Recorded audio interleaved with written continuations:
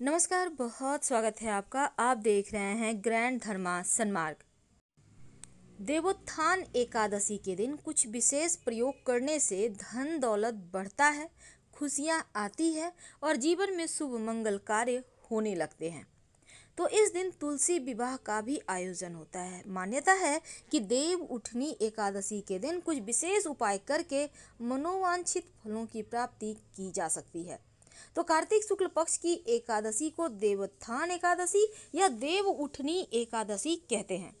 इस दिन से 4 महीने से रुके हुए सभी मांगलिक कार्य फिर से शुरू हो जाते हैं और इस बार ये एकादशी 14 नवंबर को मनाई जाएगी। मान्यता है कि इस एकादशी पर भगवान विष्णु अपनी 4 महीने की जो योग निद्रा है उससे जागते हैं और इस दिन तुलसी विवाह का आयोजन भी होता है, क्योंकि देव उठनी एकादशी के दिन जब श्री हरि जगेंगे तो सभी इच्छाओं की पूर्ति करेंगे।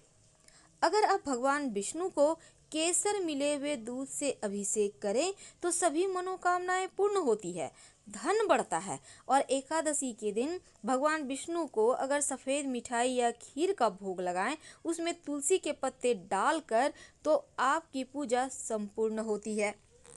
भगवान को नारियल और बादाम विशेष तौर पर प्रिय है, इसीलिए अगर आप भगवान को एक पानी वाला नारियल और थोड़े से बादाम अर्पित कर दें तो आपकी जो भी मनोकामना है वो पूर्ण हो जाती है, आपके अधूरे कार्य पूरे हो जाते हैं।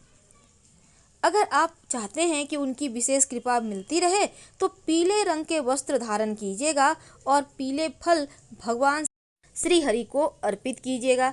साथ ही भगवान श्री हरि को पीले पुष्प अर्पित करें। घर में सुख शांति के लिए इस दिन तुलसी जी के पौधे के सामने गाय के घी का एक दिया जलाएं। ओम नमो भगवते वासुदेवाय का खूब जप करें। वैसे आपको तो पता है किसी भी एकादशी के दिन चावल नहीं खाना चाहिए, क्योंकि इसे व्रत में वर्जित माना जाता है। वैसे तो जो व्रत नहीं रखते हैं वो भी चावल नहीं खाएंगे और बैंगन भी नहीं। अब भूल से आप अगर चावल खा लेते हैं तो द्वादशी तिथि को जरूर चावल खाइए। ऐसा करने से व्रत का फल आपको मिलता है। तो आज चूँकि हम बात कर रहे हैं कामिका एकादशी के व्रत में लहसुन, प्याज और मसूर की दाल भी नहीं खानी है, क्योंकि इन्हें तामसिक प्रवृत्ति का माना जाता है। और अगर आप व्रत रखते हैं तो पहले सुबह सुबह उठकर स्नान वगैरह कर लें, स्वच्छ वस्त्र धारण करें और सारा दिन ओम नमो भगवते वासुदेवाय यानी कि भगवान श्री हरि विष्णु का स्मरण करते रहें। अगर संभव हो तो रात में जागरण कर सकते हैं, लेकिन कथा जरूर सुनिएगा। और कामिका एकादशी व्रत की शुरुआत 10वीं तिथि से होती है जो द्वादशी तिथि तक चलती है। ऐसे में आप 3 दिन का पालन करते हैं तो व्रत का पूरा फल मिलता है। लेकिन एकादशी तिथि के दिन दातून भूल कर भी इस्तेमाल ना करें और ना ही किसी पेड़ पौधे के टहनी को तोड़ें। अब चूंकि एकादशी तिथि है तो तुलसी के पत्ते भी मत तोड़िए, एक दिन पहले से तोड़ कर रख लें।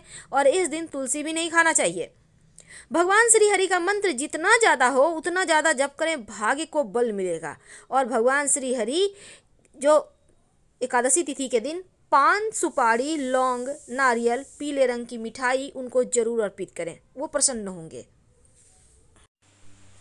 देखिए, एकादशी की कथा भगवान श्री कृष्ण ने धर्मराज युधिष्ठिर को सुनाई थी और इसके पहले मुनि वशिष्ठ ने राजा दिलीप को सुनाई थी, जिसे सुनकर उन्हें पापों से मुक्ति मिली थी और मोक्ष की प्राप्ति हुई थी। लेकिन इस दिन पूजा पाठ कैसे करेंगे, इसके पहले जानिए कि सुबह सुबह उठकर पूरे घर की सफाई करके घर के मुख्य दरवाजे पर आम के पत्तों का या अशोक के पत्तों का बंधनवार, जिसको हम तोरण कहते हैं, लगाइए।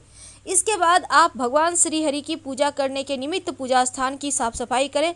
लेकिन उसके पहले भगवान सूर्य को 1 लोटा जल में 1 चुटकी हल्दी डालकर अर्पित कर दें और फिर भगवान श्री हरि की पूजा आप कीजिएगा। चूँकि एकादशी तिथि के दिन बहुत ही खास शुभ संयोग में योग बनकर आया है, तो ऐसे में इस दिन सर्वार्थ सिद्धि योग भी है और इस व्रत में सर्वार्थ सिद्धि योग का होना बहुत ही दुर्लभ फल देता है। तो इस एकादशी से जीवन की समस्त परेशानियों से आप बाहर आ सकते हैं।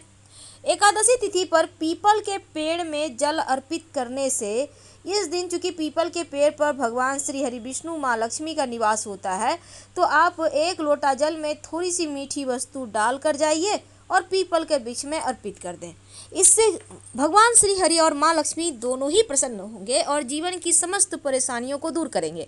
लेकिन अगर आपकी कुंडली में पितृदोष हो, अब पितृदोष आपको पता नहीं है लेकिन लक्षण से जान सकते हैं, जैसे कि घर में बरकत नहीं होना, अच्छा नहीं लगना, सूनापन लगना, संतान की प्राप्ति नहीं होना, वंश वृद्धि नहीं होना, या फिर नौकरी रोजगार में परेशानियां, ये सभी लक्षण हैं पितृदोष के। अगर ऐसा कुछ हो तो पीपल के वृक्ष में 1 लोटा जल में 1 चुटकी काला तिल डालकर, अगर आप चाहें तो इसमें थोड़ा सा दूध यानी 2-4 बूंद दूध और थोड़ी सी मिश्री डालकर भी अर्पित कर सकते हैं।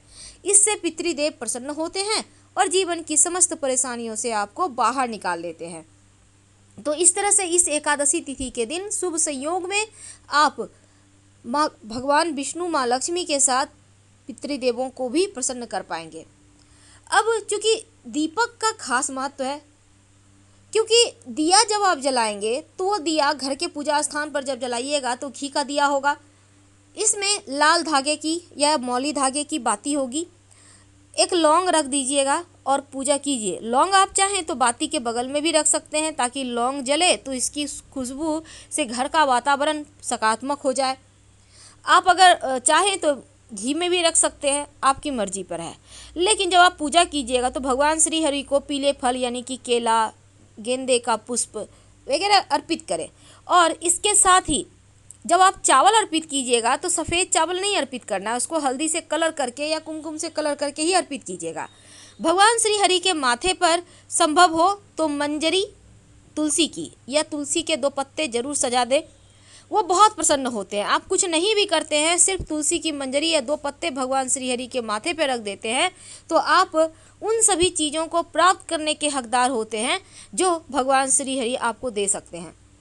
जब आप तुलसी में जल अर्पित कीजिएगा तो जल अर्पित करते समय लोटे के जल में 1-2 बूंद, ज़्यादा नहीं, 1-2 बूंद दूध, 1 चुटकी हल्दी, थोड़ी सी मीठी वस्तु, ज़्यादा नहीं देना है, एकदम थोड़ा सा, और तुलसी के पेड़ में आप अर्पित कर दें।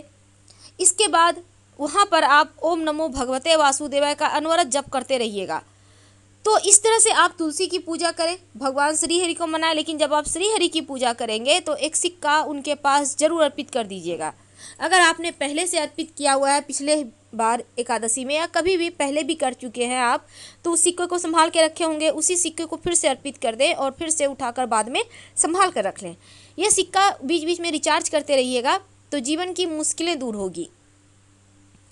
तो ये छोटे से प्रयोग हैं, लेकिन आज हम आपको एक खास प्रयोग बताएंगे। चूँकि बहुत ही शुभ और दुर्लभ संयोग के साथ इस एकादशी को आप मनाएंगे तो पीपल के पेड़ की जड़ में मीठा जल अर्पित करना है, यानी 1 लोटा जल में थोड़ी सी मिश्री डालकर अर्पित कर दें और एक दिया सरसों के तेल का जरूर जलाएं, या आप चाहे तो तिल्ली के तेल का भी जला सकते हैं। संभव हो तो पवित्र नदी सरोवर में नहाएं या फिर अपने ही घर में आप नहाने के पानी में तुलसी के पत्ते या गंगा जल डालकर नहाएं।